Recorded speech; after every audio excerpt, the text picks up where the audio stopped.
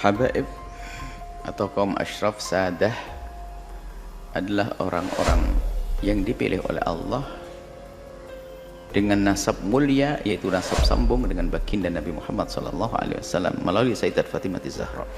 Kalau memandang mereka, kita pandang dengan dua cara pandang. Sebagai manusia kita lihat mereka, beliau-beliau adalah manusia yang bisa bersalah. Tapi di sisi lain kita harus tetap melihat beliau adalah dzurriyyah Nabi SAW. Kalau mereka melakukan kesalahan, jangan sampai kita menjadikan merendahkan kehabaibannya.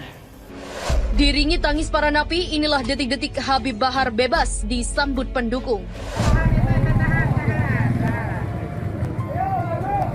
Maka dalam sambutan ini saya hanya ingin menyampaikan apresiasi penghargaan yang tinggi kepada segenap umat Islam, kaum muslimin dan muslimat di dalam membela Islam di negara tercinta Republik Indonesia.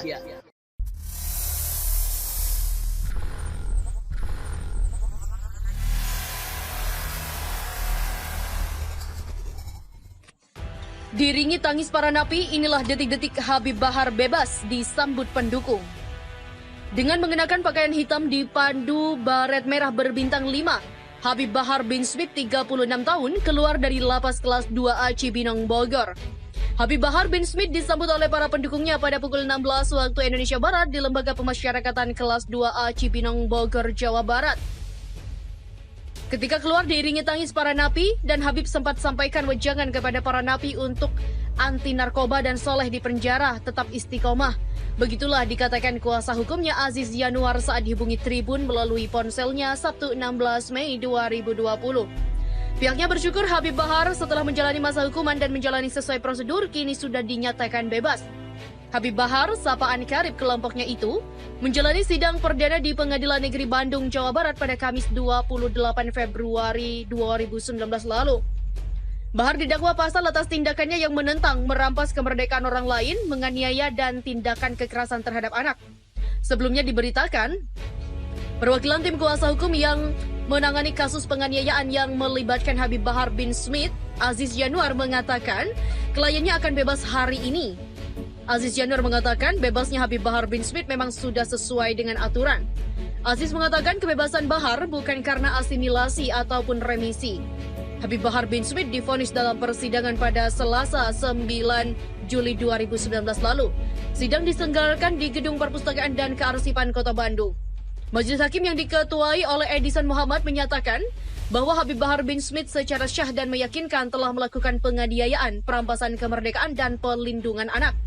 Memutuskan hukuman kepada terdakwa Habib Bahar bin Smith selama 3 tahun penjara, denda 50 juta dan subsidi 1 bulan kurungan dan biaya perkara senilai 5.000. Demikian kata Edison Muhammad. Putusan tersebut lebih rendah dari tuntutan jaksa penuntut umum, yaitu hukuman pidana selama 6 tahun, denda 50 juta dan subsidi 3 bulan kurungan serta biaya perkara 2.000.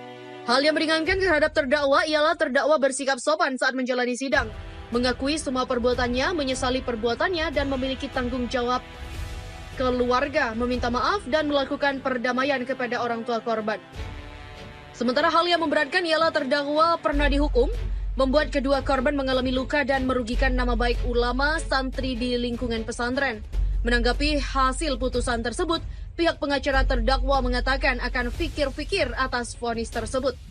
Sama halnya dengan pihak jaksa penuntut umum atau JPU, bahwa pihaknya juga akan pikir-pikir terhadap putusan yang lebih ringan dibandingkan tuntutan yang diberikan oleh JPU. Tapi jangan sampai kita mencaci, mengolok, merendahkan karena dia habaib. Awas, hati-hati itu. Pandang dia salah kita ingatkan. Kalau kesalahannya jangan ditiru, jelas itu. Tapi jangan sampai ada kesan Habib tuh. Akhirnya kita merendahkan nasab mulia baginda Nabi SAW. Saat itu kita akan runtuh menjadi rendah. Pandang dengan dua cara pandang. Jika salah dia manusia, sesuai dengan prosedur bagaimana meluruskan kesalahan yang benar. Tentunya bukan dengan bermacam caci maki dan sebagainya. Kemudian jangan dihubung-hubungkan dengan masalah nasab tadi. Nasab mulia itu pilihan dari Allah. Nggak bisa, orang minta pun nggak bisa dapat. Itu sudah dipilih. Beliau punya nasab sambung kepada Rasulullah SAW. Jangan sampai kita merendahkan kehabaibannya itu. Berarti kalau kita merendahkan kehabaibannya, kita merendahkan nasab mulia. Hati-hati. Kalau salah-salah, kita tegur-tegur. Wajar, tapi tidak sama. Jangan dihubungkan masalah habaibnya kemuliaan itu. Dzurriyyah Nabi SAW adalah mulia. Waspadalah, kadang ini lihat, karena ada kedengki tersembunyi di hati kita kalau sudah Habib lah gitu. Habib. Bahkan sampai derajat mendustakan nasab. Habib palsu. Tidak bisa, kalau nasabnya benar, tetap benar. Kita mengatakan palsu, malah masuk wilayah dosa lagi. Kalau masalah ada Habib yang bersalah, ya tugas kita bagaimana? Sebagai pengikut Nabi yang mencintai Nabi, gimana perilaku kita dengan cucu Nabi? Apakah kita rela cucu Nabi melakukan kesalahan seperti itu? Kalau kita rela, Nabi tidak akan rela kepada kita. Nabi akan marah, kamu ngambil hidayah dariku, tapi cucuku salah kau biarkan. Akan marah Rasulullah kepada kita. Tapi juga jangan dicaci, direndahkan gara-gara kehabaibannya. Hati-hati. Ini penting sekali masalah urusan dengan habaib dzurriyyah baginda Nabi Muhammad sallallahu alaihi wasallam. Wallahu a'lam bishawab. Abada, tidak akan sesat untuk selamanya kitab Allah, Al-Quran wa sunnati, sunnah Rasulullah sallallahu alaihi wasallam. Tetap istiqamah menghafal hadis, belajar sanad hadis kepada Habib Bahar Ibnu Sumaid, yang sanad ketersambungan keilmuan kepada Habib Sidi Habib Baharun sampai kepada para habaib, sampai kepada Imam Sayyidina Al-Husain, kepada Sayyidina wa Maulana Muhammad sallallahu alaihi wasallam.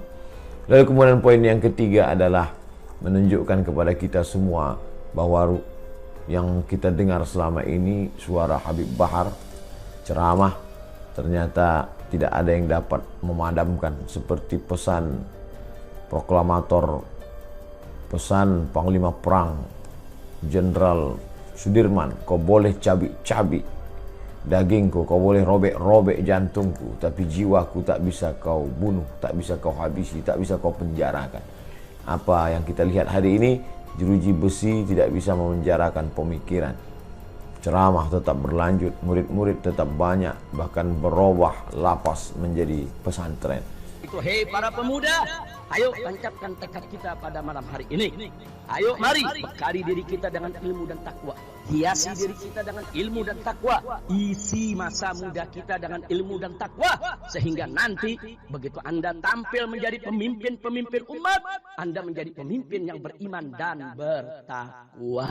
Ya, ke depan Anda yang akan memegang tampuk pimpinan di negeri ini. Maka itu dari hari ini, mulai saat ini, hiasi diri kita dengan ilmu dan takwa, dengan ilmu dan takwa, dengan ilmu dan takwa.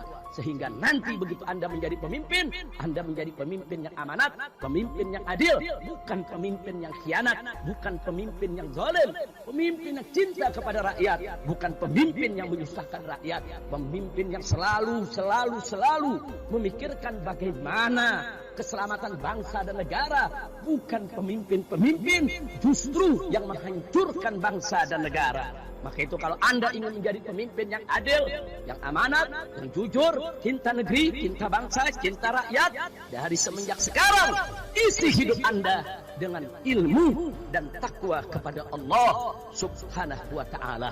Nah, itu yang ingin saya pesankan kepada segenap para pemuda dan pemudi yang hadir pada malam hari ini di bawah pimpinan Habib Bahar bin Smith, seorang Habib muda yang penuh tekad, Habib muda yang penuh semangat, Habib muda yang selama ini selalu mengatakan hak itu hak, batil itu batil, yang dengan lantang melawan kezaliman, yang tidak pernah takut menghadapi segala ancaman, teror dan intimidasi. Kepada Habib Bahar bin Smith, lanjutkan terus perjuangan, tetap istiqamah di jalan Allah, jangan pernah mundur untuk mengatakan yang hak, lau matalaim, walaupun seisi dunia akan mencerca kita semua. Kepada Habib Bahar bin Smith saya sampaikan apresiasi, saya sampaikan penghargaannya yang selama ini selalu dengan setia mengikuti aksi-aksi bela Islam, yang selama ini selalu dengan setia di atas mimbar di mana tempat menyuarakan kebenaran, menyuarakan keadilan, melawan segala kezaliman. Lanjutkan terus perjuangan Habib Bahar bin Smith, dan mari para pemuda-pemudi jangan ragu untuk terus mendukung perjuangan Habib Bahar bin Smith di jalan Allah Subhanahu wa ta'ala. Nah, kita doakan semoga Habib Bahar bin Smith selalu dilindungi oleh Allah Subhanahu wa ta'ala daripada segala kemaksiatan dan kemunkaran, daripada segala musibah dan malapetaka, daripada segala hilah, siasat, makar yang dilakukan oleh musuh-musuh Islam untuk menghancurkan perjuangan Habib Bahar bin Smith. Kita mohon kepada Allah agar Allah melindungi beliau, senantiasa melimpahkan rahmat dan barakahnya. Senantiasa Allah Subhanahu wa taala melimpahkan rahmat dan barakahnya serta inayah dan riayahnya agar Habib Bahar bin Smith ke depan terus menjadi orang yang alim, yang amil, yang saleh, yang mukhlis, yang muhsin, yang selalu berjuang di jalan Allah, mujahid fi sabilillah. Nah, itu saja yang ingin saya sampaikan kepada semua orang-orang tua kita, para habaib yang hadir di sini. Jazakumullahu khairal jaza. Kehadiran Anda semua di tempat Habib Bahar bin Smith ini menjadi bukti kalau orang-orang tua para habaib punya kepedulian, punya ihtimam, cinta kepada Habib Bahar bin Smith, dan selalu yaitu memberikan masukan, usulan, saran, kritik kepada Habib Bahar bin Smith agar Habib Bahar bin Smith tetap berada di jalan thariqah datuknya tercinta Sayyiduna Muhammad sallallahu alaihi wasallam. Terima kasih kepada para habaib, para kiai, para ulama sepuh yang pada malam hari ini hadir. Terima kasih. Dukung terus Habib Bahar bin Smith, berikan saran, usul, kritik, pembelaan, dorongan agar Habib Bahar bin Smith semakin semangat untuk berjalan istiqamah di jalan Allah Subhanahu wa taala. Itu saja saya sampaikan. Sekali lagi saya hanya ingin menyampaikan apresiasi dan penghargaan kepada Habib Bahar bin Smith dan seluruh pemuda-pemudi yang hadir pada malam hari ini. Begitu juga kepada para ulama kiai yang hadir tempat ini. Dari kota suci Makkah Al-Mukarramah, saya sekeluarga mendoakan Anda semua agar senantiasa mendapatkan limpahan rahmat dan barakah serta kebahagiaan dari dunia hingga akhirat. Dan juga saya doakan sekeluarga untuk bangsa dan negara Indonesia agar menjadi baldah thayyibah. Amin ya rabbal alamin. Dan antum semua yang hadir sini, para habaib, para ulama, para kiai dan umat Islam, pemuda-pemudi, jangan lupa untuk mendoakan saya sekeluarga agar tetap istiqamah di jalan Allah.